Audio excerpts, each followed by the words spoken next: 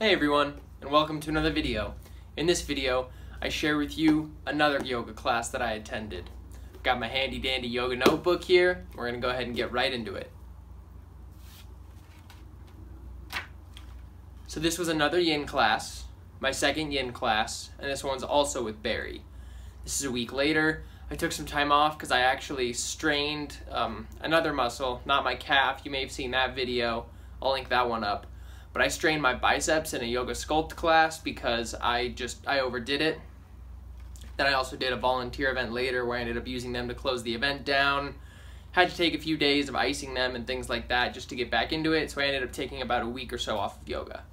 But anyways, I went back to this class. Now, I took a week off of yoga, meaning I didn't go to a class, but I still did some stuff to work out and things like that, and I'd actually gotten to a point where I could work out fairly well by Saturday. Now that morning, Saturday morning, I did a deadlift workout. You can see my rack pull workout video, link that one up right now. Kind of similar, but I haven't deadlifted in a while, so I was actually a lot weaker than I thought I would be, which is okay. I let that go, detachment, enveloping myself in the present moment. But anyways, I was very sore after that, very tired, and then I went to go work at Core Power for an hour and a half, walking around, doing things, tons of positivity. I love being in that place. But then that's at the South Boulder studio, and then I did the yin class with Barry. Now this class was awesome, specifically, well, for a lot of reasons, but one thing that I really liked about it was that I had just deadlifted, and because of that, my hips were tired, but also kind of tight, and I was able to get a lot of value, restorative, reconstructive value out of the yin class for that. Now, the first pose that we started in was like a wide-kneed child's pose. I think it's called tadpole, but don't quote me on that. I don't know that yet, but I will. And I really liked that pose. Something I really liked about it was just I don't know. I think that men generally have a tighter groin, but I certainly have a tighter groin, and so being able to really work those inner parts of my thighs apart for 3 to 5 minutes, but still be calm and safe because I'm in a yin practice where I can bolster myself up, put blocks where I need to, things like that, put more weight in my hands, more weight in my hips. I was able to really work into different areas of my inner hip that had gotten tight during the deadlift and had gotten stronger from that deadlift since. I just love going to a yin class. A fair amount of these videos will be yin classes because they are so beneficial for me. I spend a lot of my life doing very yang activities or yang activities. I mean, I consider school and work and the extroverted activities of my day to be that, and so to take time to go inward, to spend time with my inner self, and to work on the reconstructive benefits of yin on my physical body, it's also beneficial, so you'll see a fair amount of these. Another pose that I really liked in the class was second broken wing, or I think it's called extended wing. Typical broken wing, or at least the one I normally see in a yin class, is where you take your arm, you lie on it behind yourself like this, and it ends up opening up the back part of your shoulder really nicely, and I love that posture. Highly recommended. But I've been feeling very tight through here, and generally I end up very tight through there, partially because a fair amount of the activities I do during the day do require me to sit down.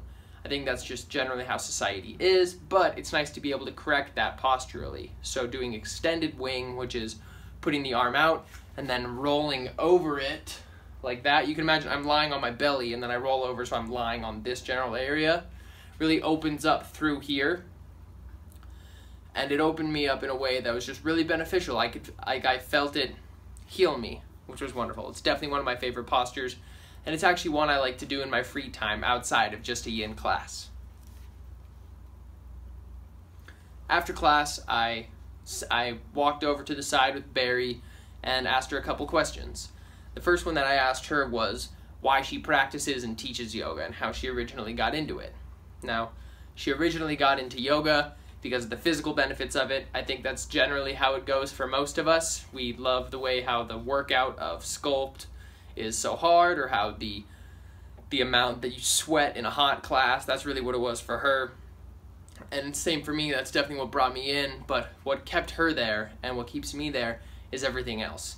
It's the development of your psyche that comes through as you continue to practice yoga. It's one's ability to be present with any and everything that happens in life as we continue to be present with these difficult postures and with the feelings that come up in our body during them and release through them.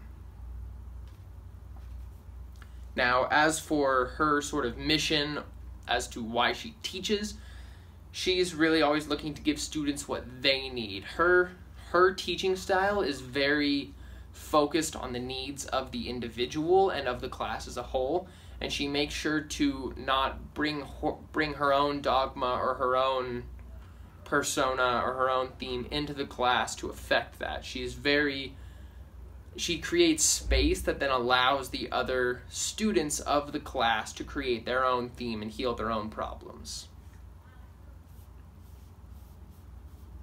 Because everyone has their own thing that they're there to deal with. For instance, I came to the class looking to heal my hips and because I was tired and looking for something to restore me and give me energy. Other people may have come to the class because they're having a very hectic day and needed time to just get away, so theirs is much more mental focus, whereas mine's more physical. So if she had made a mental or a physical theme, then it wouldn't have been as beneficial for either of us, but by creating that space, she allowed each of us to go to our own respective beneficial areas. Great idea, Barry. Barry's been teaching, I think she said for 16 years now, maybe she said 11, I can't really remember, but all I know is that teaching for 11, practicing for 16. I think that was what she said. Sorry if I'm wrong, Barry. Let me know and I'll correct it in another one. There's going to be a lot of these videos. But so she has all this experience, and from that, this is really what she's learned, is that the students know best. On that same note, I asked her what her biggest challenge is as a yoga teacher, and she said over time that it's been creating safety. She also does a lot of yoga for athletes. That's one of the things she does on the side. Also yoga for Parkinson's. But she talks a lot about she talked to me a fair amount about how a lot of yoga poses are idealized in some respects and by some instructors. And because of that, certain instructors impose expectations on their class or on their students to contort their bodies in certain ways to meet these idealized postures. But in truth, that's not the point of the posture in the first place. The goal is simply to move from where you are to a better place. And the posture itself will heal the way that you want to let it do. And the posture that you take in your body is going to be different than the posture that the person next to you takes because their body is different. There's a man by the name of Paul Grilly who has a tension and compression, I guess you'd call it a workshop. It's a DVD series. I mentioned this to Barry, and she told me that she's actually trained with Paul Grilly and spent a significant amount of time with him and has basically integrated his teaching style into her own practice. And now that she had said that, I realized that through her yin practice. I haven't even taken her hot classes yet, which I will be attending at some point. As a matter of fact, there's one that is probably finishing up right now. So, sorry I missed this one, Barry. I'll make it to the next. But Paul Grilly always talks about exactly that, tension and compression, that the body is structured different. For instance, I'm going to set my book down. For instance, my shoulders move to about here, and then I can't remember what this bone's called, but that is hitting the acromion process of my shoulder joint. And at that point, it's compression that limits the movement upward of my arms. If I want my arms to go further upward, I hunch my shoulders and I move the acromion process. Some people's shoulders are built differently, where they can come basically to here without having to raise their shoulders. So because of that, if you're in a yoga class and they say assume mountain pose and they want everyone to be straight up, then everyone's going to have a different imbalances going on. Not imbalances, but they're going to be holding their shoulders differently. And the goal of mountain pose is to hold yourself with your shoulders down, not necessarily have your arms straight up. So Barry does a great job of integrating themes like that, not themes, but undertones like that into her own practice and into her own teachings. The last thing I'll say about these classes with Barry that I love and that you'll continue to hear about, because I will definitely continue to go to them, is that, like I said, she brings no dogma into these yoga classes. She brings no idealization of anything into these classes. She knows that the other students in the class, I say other because she views herself as a student in the class, so she can learn from them as well. The other students in the class know their body better than the instructor can. The instructor may know some things about bodies generally, more that the student does not, but if something feels wrong in the student's body, it's so important for the instructor to honor that and to allow the student to move how they see fit. Thanks so much for the awesome class, Barry. I loved it. So yeah, that's it for this one. Thanks. Peace.